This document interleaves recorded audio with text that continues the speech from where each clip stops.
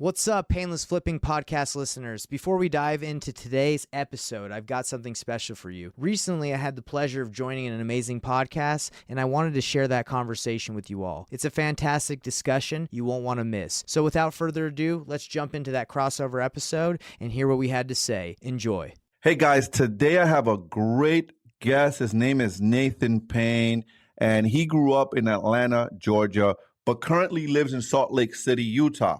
In college, Nathan started doing door-to-door sales, man. I love that, brother. I started selling at the age of 9. You started doing door-to-door sales, which is tough. That builds that muscle, baby. And soon became one of the top salesmen in the company. After graduating from college, Nathan worked in the door-to-door sales until he decided to go into real estate. Man, with that kind of muscle, I can see how you just took off. With no prior experience in real estate, Nate decided to learn by taking imperfect action and by failing his way forward. I love that. 5 years now, he is a co-owner of Offer on Home. He has a real estate investing company, and Investor Thrive, a coaching company dedicated to helping wholesalers and real estate investors acquire more real estate the painless ways. And he also is a host of a real estate investing podcast, which we'll have him talk a little bit about that. And Nathan, welcome, brother. I'm grateful that you're here. We are looking forward to having a great conversation with you. Usually, I don't really do a good job at letting people know about your history. Why don't you tell us a little bit about you first and how you got involved in real estate? Man, you did a great job. I mean, you crushed brother. that intro. That was good. Yeah. So a little bit about me, additional what you said. I went to college, did door to door, did that thing, ran some teams. I mean, because door to door, not a lot of people understand that industry, but it's a very good industry. I mean, you can make a lot of money because companies don't have to pay for marketing, right? For your marketing, so you literally make tons of commission on a sale. So I was doing satellite TV, Dish Network. I eventually did Sprint, where I would sell people, their lines, cell phones. Get them set up. And then I was tired of doing that, so I went into real estate because my buddy in college, his dad did it. He was doing it in college, so I said, "Hey, man, I got to take these skills somewhere, and I don't want to go apply for a job." I mean, I actually started applying for jobs, and I just didn't like to even apply. It was like, man, this is lame. You could say I was a little prideful in the beginning when I was trying to apply for jobs. I was like, man, these people don't even know who I am, and I got to talk to them about like where I'm from. And that's the wrong way to think about it. But that's like my mindset. I was like, man, I can do something else. So went into real estate and just figured it out, and still figuring it out. It's a never ending journey. So how many years out of college now? It's been about 5 years. So I thought I put 5 years I've been in real estate. It's actually been about 4 and 5. I got to change that, but 5 years out of college now. Yeah, I think I graduated in 16, 20. Okay. No, about 5 or 6 years out of college. Yeah. So tell us about that first deal. So you're in your 20s right now. We also know that you. No, I'm 31 right now. You're 31. You're 31 right now. Okay, you look really young, brother. You're 31 right now. So you also been married for 5 years. We're going to unpack that a little bit. And right. Well, you just had an anniversary, actually a 5-year anniversary recently here. I did, man. Congratulations! Yeah, I love my wife. Yeah, congratulations for that. Not a lot of marriage is not something that's popular nowadays, and I'm a traditional guy like that. Difficult. Yep. It seems like you are too. I've been married 20 years, going on 21 in a couple of months here. So congratulations, that's amazing. Yeah. I'm traditional, so I can see. So are you. So, anyways, tell us about that first real estate deal that you did. How was that for you? You've been in the game for only 4 years. Tell us about that first deal. How did you overcome? You talk about taking imperfect, massive action. I love the way you worded that. Failing forward. What were some of your failures in that first deal that you did? Great question. So we actually started out because I knew door to door. We started out knocking doors. That was how we were trying to get deals in the beginning. Me and my business partner. So because I didn't go into this by myself, I went in with a business partner for the support, right? We wanted to do it together. We believe we could be better together in the beginning. I'm no longer with my business partner. We're still homies, we're still friends, but as you learn, as you level up, sometimes you don't really need a business partner as things go, you don't need to split everything 50-50. But back in the day when we first started, we were just knocking doors. We met with a broker. We started networking. We met with a broker who had an agency, a brokerage, and we were like, hey man, we're looking for a place to work. Can we work at your spot? So we got connected. He's like, yeah, sure. And he said he's been wanting to get into wholesaling. So he said, I'll provide you a Mojo dialer and expired listing leads to call. Anything that you get on there that's a wholesale deal, you keep. But if there's any listings given to me, I'll list it for you. So okay, great. We wanted a spot to work. So we just hammered those phones for 3 months straight, not knowing what we were doing, trying to get scripts, trying to figure it out. And we came across a guy named Donald from Croatia. He had a house in a pre-foreclosure that it was listed. It expired because, no one was able to pay him what he believed it was worth. So he took it down, and we called him. He wanted to sell. So we went over there, met with him. It took maybe 6, 7, 8 appointments to get the contract locked down. And we would, because of our missionary days and because of, my door-to-door days, sometimes we would call him, he wouldn't answer. So we would just show up at his house. It would just be like, hey, Donald, we know you're in there, bro. Because, he was just, we knew he was in there because he was in pre-foreclosure. It was you could tell he was going through some depression. He was from Croatia, but lived in the United States. And he was just like, man, I'm trying to get out of here. He was actually going to even just let the house go, right? But we got him. We're like, dude, don't let this go. We can pay you $185 for it. We locked it up too high. We didn't really know. We thought it was a good deal. We used Facebook Messenger and Facebook groups to find a buyer. Our buyer offered us $185, the price we had it at. And so we had to negotiate him down. We got him down to $180 and made $5K on our first deal. Awesome. Through a Awesome. lot of up and down. I recently did a podcast where I talked about that. We have a lot of listeners from all over the country, and we have some young people, younger people, and some older people. Doesn't matter what age or what journey you're in life. And a lot of people want to get involved in real estate. Usually what I tell people, Nathan, is that if you ain't have no money, if you are trying to make an extra couple of dollars to pay just to make ends meet, man. I know what it is to be broke, right? Just to make ends meet. Always suggest people to sell wholesale, to learn how to wholesale, right? And you did that successfully at your first deal, knocking on doors, which I love. What advice would you give someone that is in their early 30s maybe, or in college, because they can relate to you, right? They're in college and they're like, hey, I want to start selling real estate. What advice, or I want to start getting involved in real estate as an investor. What advice are you giving to a listener out there that's listening and they want to get involved in real estate, they want to get started investing? Great question. What I advise is what I was not advised to do, right? A lot of wholesalers, or a lot of people that teach wholesaling, they tell you just go find a deal. That's what I did. I found a deal. I was knocking. I just was trying to look for something.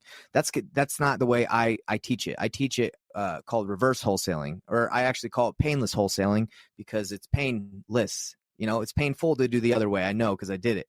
When you're looking for a deal, you don't have an end buyer and you're just not sure who's going to buy it. That's not a good idea because you could waste a lot of your time getting a deal that's not a deal. Like I told you, I had to renegotiate. Imagine if the guy was like, I'm not going down. Well, I would have wasted my time, right? So my advice to anyone listening is go link up with someone who is a buyer, a cash buyer. Go link up with someone that buys apartments. Link up with someone that does commercial, anyone, and find them right a here. deal. Link up with me. If you're listening, link up with me. Hit me up. Exactly. I'm buying all of those things. Yeah, exactly. Link up. And what you got to do is just find someone that's buying, and then they'll tell you what to go look for, what criteria they want, instead of you just going out there spending. I talk to people that spend years sometimes not getting a deal, and they lock something up, and it's not they haven't gotten any deals under contract. They just haven't been able to sell them. What's the point of you just going to go work so hard you don't even know who you're going to sell it to? Again, that's what they teach. And I get the philosophy of teaching that. Some people say if you can get a good deal, anyone will buy it. The problem is half these people don't know what deals are. That's bullshit. That's not true. No, I don't believe that. I don't believe in that. Exactly. Yeah, and I don't believe that either because I mean, you got thousands of canceled contracts by wholesalers and people in real estate because they just don't know what they're doing. So that's my advice. Link up with someone that's buying, bring them a deal, find out what their criteria is. That's the first way to go. And you're predominantly wholesaling now, Nathan, correct? Yeah, so I started as a wholesaler. I teach people how to wholesale, and but now I've kind of leveled up. I do fix and flip. I keep stuff, trying to get into commercial multifamily. So that's just the natural progression, in my opinion. I think people that go That is in that correct. have no money start off wholesaling, and then they go into higher level stuff. So That is I exactly. wholesale a lot now, though. Yeah, that is exactly how I came up. I did a couple wholesales, flips, bought apartment, and bought and hold smaller, and we've leveled up. And we're looking at bigger stuff. Where we have a hotel on the contract now. So that's just, you're right. That's a natural progression of things. So if someone is looking to do exactly what you just said, right? Hey, Mhm. okay, great. I'm gonna do what Nathan said. I'm gonna go knock on doors. I'm gonna Mhm. go find a deal. I'm gonna do what I gotta do, right? They're gonna maybe get, um, your stuff that you teach, how to wholesale deals, how to do that, right? And Mhm. but you said something very important is you gotta go find guys like you and I that have the capacity to buy these deals, right? First, Right. where do you find those guys? How do you find them? How do you where are those guys hanging out? What do you someone's listening, where do you find the yous and me's of the world? So it's a great question. So and what I teach and what I provide is like the framework, a roadmap. If you go to my website, investorthrive.com, I will give you a free course and a roadmap. It's called a mind map. I literally lay out the process of how to do what I'm telling you right now for free. Cause I understand that this is something that everyone faces. They're like, how do I do this? Now, if you go to my mind map, it will tell you in step 3, cause I lay out 10 steps to get your first deal. In step 3, it talks about getting buyers. So where do you find them? There's it depends what kind of buyer you're looking for. There's about 5 different types of buyers. There's cash buyers, flippers. There's landlord cash buyers that would just want to buy and hold. There's hedge funds. I call realtors buyers because they have access to the buyers, and wholesalers. So those are the 5 type of people that I believe if you can find that can tell you what they want, right? And in this mind map, it shows you so let's go into flippers. Where do you want to find a flipper? Well, there's about 20 different ways to do it on my mind map, but I'll name 3. So if you go to a title company and just say, hey, look, I'm looking for people to wholesale deals to, who's your top buyers so I can bring you business and bring deals to them. Great They'll strategy. give you their top buyers, Great right? strategy. Title company. Hard money lenders. Hard money lenders have contacts to people that are borrowing their money. They want to do more deals. So, hey, who are your top buyers? I have a deal for them. Hard money lenders. Facebook groups, social media. Type in, if you're in Utah where I am, just type in Utah Real Estate Investors group, right? And then you'll have all the investors in those groups, no matter where you are. Atlanta real estate investors, Pennsylvania real estate investors. That's where they're hanging out in there. That is really, really, really good advice. I also know that you host your own meetups. It's called Real Estate Rookie Meetup. Tell us about that. Yeah, for sure. So there's a lot of RIAs here in Salt Lake, but they're mainly, I feel like they're geared towards agents. I've been to a couple of them, and I don't know. It's when I go there, there's just a lot of people. They're sitting at tables, and they have someone present, and then it's kind of over. Maybe you can network a little bit. But me, I wanted to create one specifically for investors, wholesalers, because I call it the real estate rookie meetup because I know that how um, intimidating it can be for someone that knows nothing about real estate to go to one of those meetups and feel like you don't have a place, right? You're like, well, shoot, I don't know if anyone even wants to talk to me. You guys have a place.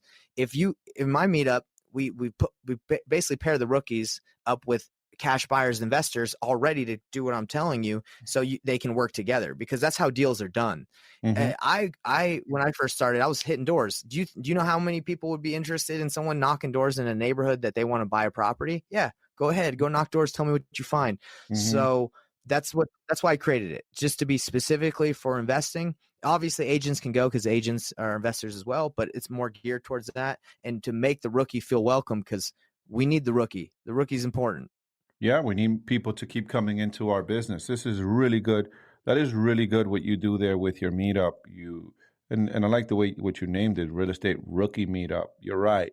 Uh, and I also host a meetup, and what I found is that the majority, and you could probably agree with this, is the majority of people that attend meetups are rookies, right? Majority are I mean, you have some. I found in my experience, this is my model of the world now. I'm not saying that this is a fact across the whole industry and across the country at all meetups, but I find that at most meetups that I've attended and that I host, and I've attended a lot of meetups, that a lot of times is newer investors looking to get in or doing their Mhm. first deal, or they've done. That has been my experience. I don't know. Has that been your experience? Yeah, I would agree with you. Yeah. So, if you're listening and you want to attend the meetup, do not be go to these meetups, because most of these meetups are people just like yourself that are just getting started or they've done their first deal, and then you'll find people. The host, usually like Nathan, is your buyer, right? So you want to connect with Nathan immediately if you go to his meetup, because the guy that's putting it together is usually a little bit further down the journey. Nathan, I want to switch it up with you. At 19 years old, you went on a church mission Mhm. for 2 years. Tell us about that, and tell us how that has impacted the way you run your business and the way you make decisions in your life. Yeah, so when I was 19 years old, I went on a mission for my church to Portland, Oregon. And I was on the kind of outskirts of Portland, all over. I was Spanish speaking. I am Hispanic. My mom is from Chile, and my dad is American. So I actually, believe it or not, did not speak Spanish until my mission, where I had to learn Spanish. Okay. So I speak like a gringo. I got a mad thick white accent. So when I went out on my mission, I started trying to speak and I was learning. People were like, "What the heck is wrong with this dude? Like why does he look Hispanic, but he can't speak Spanish?" So that was intimidating in the beginning. I got a little discouraged, but what I learned in my mission is uh, hard work. You go out there, you're going to get a lot of rejection. I mean, you talk to people about Jesus every day. 90% people don't want to talk. 99% people do not want to talk to you. Wow. So I learned the hard work, 2 years, and on the mission, you dedicate your life to the gospel of Jesus Christ. So we didn't watch movies, we didn't go on dates, we didn't have girlfriends, we didn't have a cell phone, we didn't talk. Well, we had a cell phone, but we didn't talk to our parents at home. We emailed them. You could call them like twice a year for like an hour conversation. So they really separate you, so you can be focused. And I had to wake up every day at 6:30 a.m. and go to bed at 10:30 should be the bedtime. So that was something I was not used to as a 19-year-old, like having a regimen. So I learned structure, planning, teaching, service, love, serving others. I learned so much. So it was a great experience. How has that experience impacted your life and the way that you run your business today? Well, it's taught me the way in business, like to you know I guess hard work again. Like you if you want anything, you got to be consistent and go for it. So for example, like on the mission, you wouldn't see results immediately, right? It's like planting a seed. Mhm. And you look at the same thing as business. Like you're not going to see results immediately. I make one social media post. If I think that's all I needed to do, I'm sadly mistaken, right? Same thing with the meetup. The meetup, I don't know if you saw that video I did, but I did the meetup. No one showed up to my first one. The second one I did, 3 people showed up. The next one, 0 people showed up. So it went back to zero. I continued to keep going because I was never like, oh man, this isn't going to work. I just know if you keep going, you're going to see results. So the Love last meetup that. we had, yeah, I mean the last meeting I had was like 20 plus people, which is the best we've had. And mind you, I started this 5 months ago, right? So it hasn't been great. My expectation is like, oh man, 1,000 people, I'd love that, right? That's just not how it goes. It takes time. So that's what I learned: consistency. Got it. I love that. I love that mindset, that long-term thinking, staying in the game, that grit mentality. That's what you're talking about. It's that Mamba mentality that Kobe Bryant used to talk about. Do you consider yourself a religious person, Nathan? Oh yeah, so I would say, yeah. I mean, everything. I pray every morning. I read my scriptures every morning. I try to do everything in my life. I don't speak about it all the time. I don't like to talk about it as Mhm. much. But in my mind, it is the core values, the principles. I live a principle centered life. So everything I do is geared around serving, loving, helping. being charitable. If I do something that I don't feel like is in line with my core principles or beliefs, like I shouldn't do it. We need more men with core values and principles that align with themselves like that in this world, especially in this world that we live in today. So I commend you and salute you Yeah, for that. I thank am you. also a man that believes in the Lord Jesus Christ myself. So uh, you know, Good, we need more men that stand up for what they believe in this culture and this day and age. Nathan, for sure. when you have you what was your biggest challenge in a deal? What was your biggest obstacle you've overcame while doing a deal? Uh, that's there's quite a few when you do real estate, right?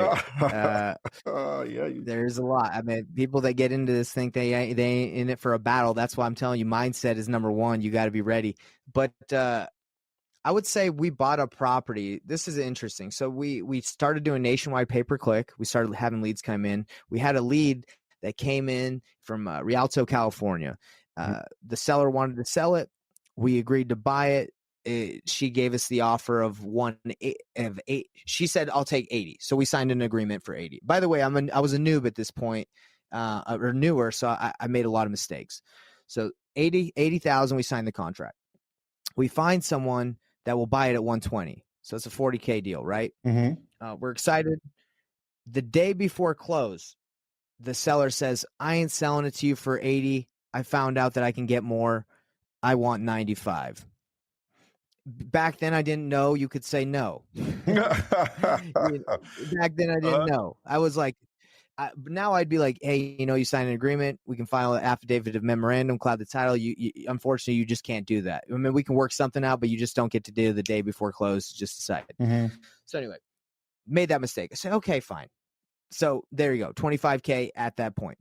The buyer who we had lined up to buy the property bails. So I actually bought the house. So I bought the house. He bailed. So I'm like, well, shoot. Okay. So I buy the house. I have a house that's a rundown piece of trash in Rialto. It's like a terrible house. Now we got to sell it. So we end up calling another buyer. He goes by to check it, says he can pay like 120 or 130 or whatever. So we're like, okay. So he goes and walks in. He says, I ain't buying this house. We're like, why not? He's like, there's a squatter in here. And I'm like, well, I didn't know that.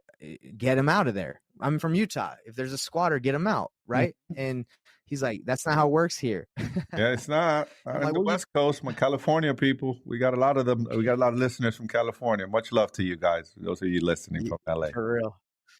So I was like, what do you mean you can't get him out? So we got in touch with the squatter. He's like, yo, I'm moving. This is my house. And I'm Oh like, oh my my God. Lord.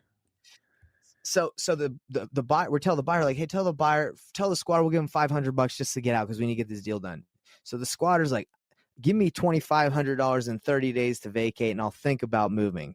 I'll think about it. And I was like, in my mind, prideful again, this pride is this thing that I'm trying to overcome in my life. And I was like, this squatter is not stopping this deal from happening. So I got on a plane the next day with my business partner. We flew out there and we went to the house and we kicked the dude out. We got him out because I didn't know like that was a problem. So it was interesting because there was a giant gate on the house, like 12 foot. So Mm-hmm. cops would never really go there and kick him out because there was a gate that was locked. The guy had put a padlock so you couldn't open it. So they're like, I'm not jumping that. So they do would jump in and over the fence every day to get into his the house. So anyway, we go there, we cut the lock off with a locksmith, we open the gate, we lock it open so he can't ever shut it again. And we go inside, girlfriend's in there with another dude. And we're like, you need to get out. We told you need to get out. So she gets out. The dude that wouldn't leave, the squatter, is actually at work. He was at work. So we started boarding up the house. We got her out. We're like, oh, this is good. He shows up at the house with his boss. His boss is like, you can't kick my friend out of his house. And we got in a big altercation because I'm like, why don't you pay your employee a little bit more money and he doesn't have to live in a house that is condemned? So the boss calls the cops on us because we were kicking his employee out. Mhm. Cops got involved. You know, cop had her back. He's like, hey, look, we'll get him out of here. No worries. This is a big problem in this neighborhood. He called the code enforcement people. They condemned the property, said you can't live here. There's no running water, electricity. This is condemned. Got him out. We boarded it up and got the deal done. But that was probably one of the most stressful experiences because the whole time I was like, is this going to work? But that's what we did. I love that that resourcefulness, that grit, that attitude of whatever it takes. I mean, you just jumped on a plane, said we're gonna figure this out, and that's what it takes. You know, a lot of people don't realize.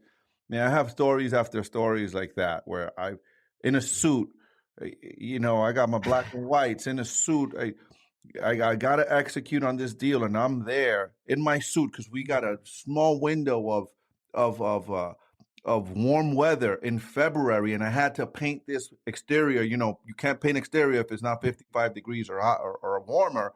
And we're like, yeah, we're gonna do it. And I'm there holding the light for the painter in the dark, right, in my black suit, in my shoe. You know, the guy is praying. It's like, you know, is that whatever it takes attitude when you're in this business? And I love the fact that you're doing that. All right, my brother, thank you so much for being here. We're gonna go into a segment that we call the Untitled Round, and I got some questions. You don't need to think about it. You just need to answer. Right. You ready, brother? You just answer whatever. No need to explain.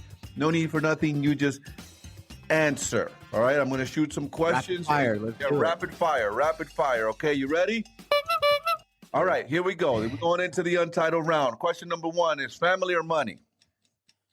Family. Real estate is? Awesome. I deserve a gold medal for? Jiu-jitsu. I want to try to? Fly. I can't live without? My wife. Marriage is? It's excellent. Owe money or owe favor? Owe money. Education or experience? Experience. Poor and happy or rich and miserable? Poor and happy. Pancakes or waffles? Waffles. Logic or emotion? Logic. Physical work or mental work? Physical. Coffee or tea? Tea. Awesome, brother. And that's the end of our Untitled Round, man. Appreciate you coming out. If people wanted to get a hold of you, Nathan, what and how can people get a hold of you? I know you mentioned your course and these things, this mind map thing that you teach on people on how to get their wholesale deal. If someone's in Utah, they want to connect with you, they want to go to your meetup, and how do they connect with Nathan? Yeah, great question. So investorthrive.com is where you can get the free stuff. I have a YouTube channel called Nathan Payne. You just type in my name. Facebook group where you can come in and get free training, Painless Wholesaling Group. And really, if you DM me on any platform, I'll respond because it's either me or one of my virtual assistants that will hit you up. So whether it's Instagram, Facebook, whatever you got, Twitter, TikTok, anything, we're all over it. Outstanding, brother. Thank you again so much for being here, showing up here on our podcast and sharing your knowledge, your insights with our audience, and we're all very grateful. I have one last question for you, which I should have asked you earlier. Predictions for 2023 before I let you run. What are your projections for 2023 in the real estate market? I believe the market will rebound. There's still buyers that are needing to buy. They're just waiting for their time. And I believe that the opportunities will be endless until that point because people can't sell their houses quickly. So they're going to look for investors to help them out. Outstanding. Thank you again, brother, for being here. Thank you for coming out. Really appreciate you. And I look seeing you again soon, brother.